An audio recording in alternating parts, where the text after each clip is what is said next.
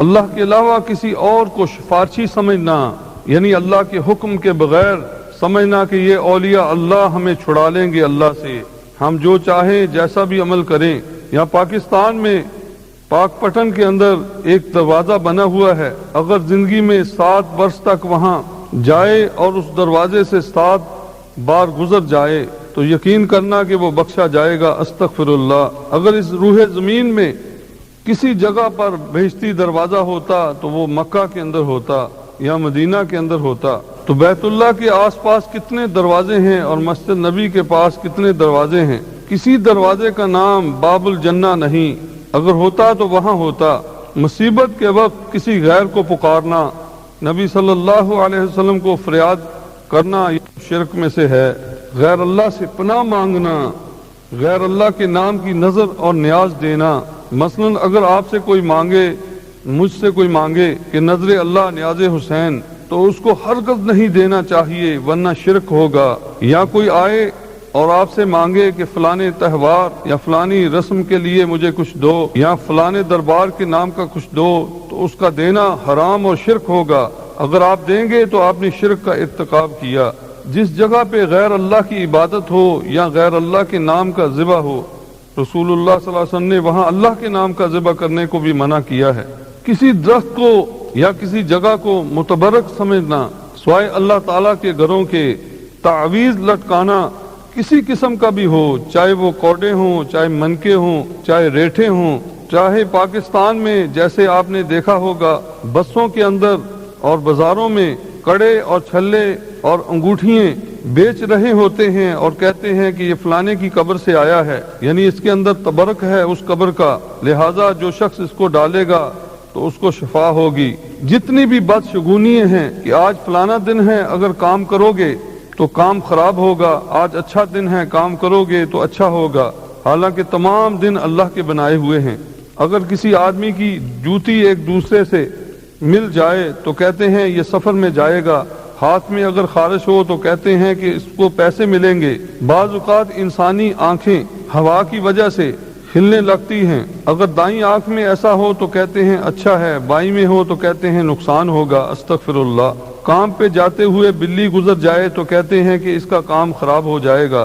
کوئی برا آدمی اگر نظر آ جائے تو کہیں گے کہ یہ بد شکل اور نحوست والا چہرہ میں نے دیکھا ہے، آج میرا سارا دن خراب ہوگا۔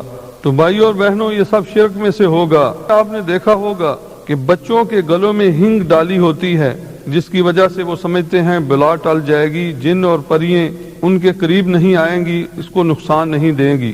یا کچھ لوگوں نے چھوٹا سا تالا چارپائی کے اوپر لگایا ہوتا ہے، پوچھنے پر وہ کہتے ہیں کہ اس کی وجہ سے شیطان اور جن اس بچے کو نقصان نہیں دیں گے۔ بہنوں نے اور بھائیوں نے جو سوال کیا ہے کہ شرک کی اقسام بتائی جائیں، تو اس میں سب سے پہلے شرک اکبر کے متعلق بتایا جاتا ہے، جو بڑا اور واضح شرک ہے۔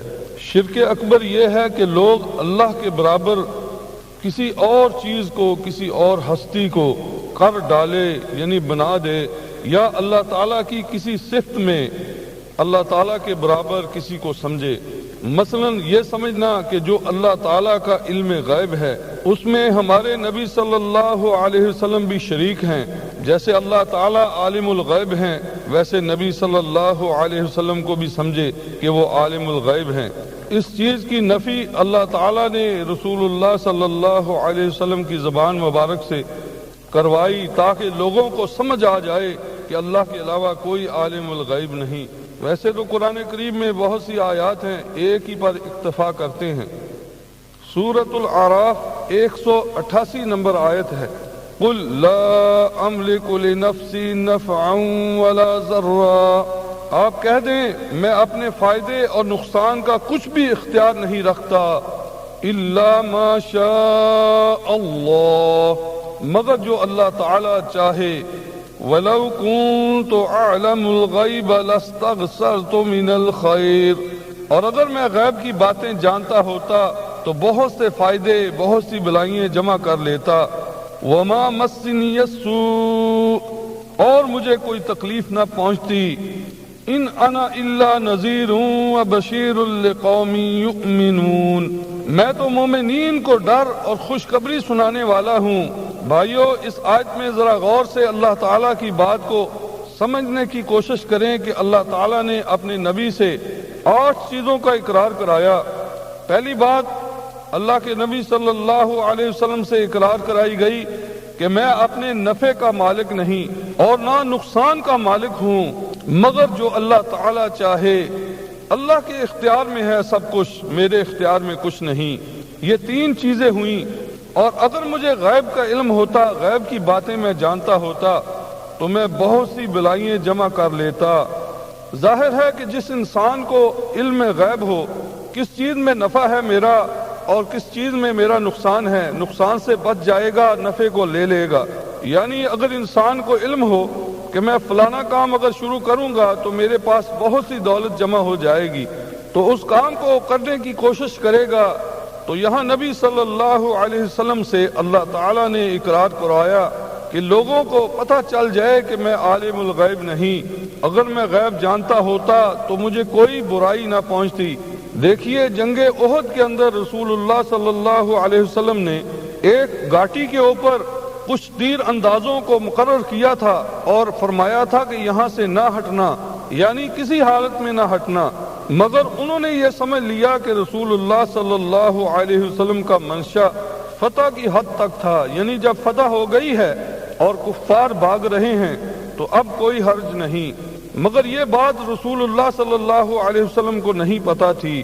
اگر آپ کو اس بات کی خبر ہوتی کہ یہ لوگ میری بات کو غلط انداز میں سمجھیں گے تو آپ پہلے سے اور زیادہ تاکید کر دیتے کہ یہاں سے نہ ہٹنا۔ خالد بن ولید جو ان کے کمانڈر تھے اس وقت تک مومن نہیں ہوئے تھے، ان کو دور سے نظر آ گیا کہ وہ لوگ نیچے آ گئے ہیں، چنانچہ پیچھے سے انہوں نے حملہ کر دیا۔ ادھر سے صحابہ رضی اللہ تعالی عنہم کو خبر ہی نہیں تھی کہ حملہ ہونے والا ہے۔ اسی صنع میں رسول اللہ صلی اللہ علیہ وسلم کو بھی کسی ظالم نے زخمی کر دیا، تو کسی کو سمجھ نہیں آ رہی تھی کیا کریں، حتیٰ کہ 70 آدمی شہید ہو گئے۔ بئر معونہ کا واقعہ کہ کچھ منافقین مسلم ہو کر مدینہ میں آ گئے اور اسلام کو سیکھنے لگے، اور رسول اللہ صلی اللہ علیہ وسلم کو کہنے لگے کہ ہمارے ساتھ کچھ پڑھے لکھے لوگ بھیجیں تاکہ ہم اپنی قوم کو جا کر اسلام کی دعوت دیں اور اسلام سکھائیں۔ چنانچہ آپ نے بڑے بڑے علماء کو ساتھ رخصت کیا، وہاں جا کر ظالموں نے ان تمام کو شہید کر دیا، اور آپ کو اس بات کا بہت رنج ہوا۔ 1 مہینہ تک ان کے لیے بد دعا کرتے رہے، تو پتہ چلا کہ اللہ تعالیٰ کے علاوہ کوئی دلوں کے راز جاننے والا نہیں، علم غیب جاننے والا نہیں۔ سورۃ اللقمان کے آخر میں اللہ تعالیٰ ارشاد فرماتے ہیں، جو ہر بھائی اور بہن کو پڑھنا چاہیے، ان اللہ عنده علم الساعہ، بے شک اللہ تعالیٰ ہی کے پاس قیامت کا علم ہے، یعنی قیامت کب آئے گی۔ وَيُنَزِّلُ الْغَيْثَ، اور وہی بارش برساتا ہے، یعنی بارش کا حقیقی علم اللہ تعالیٰ کو ہے۔ وَيَعْلَمُ مَا فِي الْأَرْحَامِ، ماں کے پیٹ میں جو کچھ ہے وہ جانتا ہے، یعنی بچہ ہونے والا ہے یا بچی۔ وَمَا تَدْرِي نَفْسٌ مَاذَا تَكْسِبُ غَدًا، اور کوئی بھی نہیں جانتا کہ کل کیا کرے گا۔ وَمَا تَدْرِي نَفْسٌ بِأَيِّ أَرْضٍ تَمُوتُ، نہ کسی کو یہ علم ہے کہ کس زمین میں وہ مرے گا۔ ان اللہ علیم خبیر، اللہ تعالیٰ ہی پورے علم والا ہے اور صحیح خبر والا ہے، یعنی علیم الخبیر ہے۔ بخاری کی صحیح میں آتا ہے کہ رسول اللہ صلی اللہ علیہ وسلم نے ارشاد فرمایا کہ 5 چیزوں کا اللہ کے علاوہ کسی کو علم نہیں، اور پھر آپ نے یہ آیت تلاوت فرمائی۔ اب اس میں 2 چیزوں کی وضاحت کر دینا چاہتا ہوں۔ موسمیات کا علم رکھنے والے بتا دیتے ہیں تو ان کا یہ ایک اندازہ ہوتا ہے، کتنی دفعہ ایسے ہوا ہے کہ وہ غلط بھی ہوتا ہے اور صحیح بھی ہو جاتا ہے۔ اور جو علم انسان کو تحت الاسباب، یعنی اسباب کے ساتھ حاصل ہو، وہ عالم الغیب نہیں کہلاتے، کہ انہوں نے کچھ چیزیں ایسی ایجاد کی ہیں جن کے ذریعے سے ان کو پتہ چل جاتا ہے۔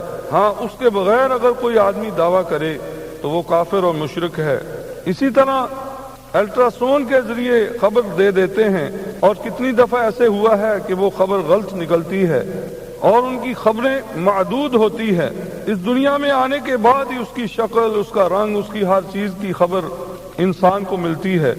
تو اللہ کی کسی صفت کے اندر کسی کو شریک ٹھہرانا، چاہے جزیہ ہو یا اللہ کے برابر ہو، تو یہ شرک اکبر بنے گا۔ اور مخلوق سے ایسی محبت کی جائے جیسے اللہ تعالیٰ سے کرنی چاہیے، اس طرح مخلوق سے ایسا خوف کھانا جیسے اللہ تعالیٰ سے خوف کرنا چاہیے، مخلوق سے پناہ مانگنا، مصیبت کے وقت اس کو پکارنا، ان سے امیدیں باندھنا کہ ہماری مصیبت کو ٹالے گا اور ہمیں نفع دے گا، یہ موٹی موٹی بڑی بڑی شرک کی اقسام ہیں۔ سورۃ النساء میں اللہ تعالیٰ فرماتے ہیں ان اللہ لا یغفر ان یشرک بہ ویغفر ما دون ذلک لمن یشاء، اللہ تعالیٰ شرک کو کبھی معاف نہیں کرے گا، اس کے علاوہ یعنی دوسرے گناہ جس کو چاہے گا معاف کر دے گا۔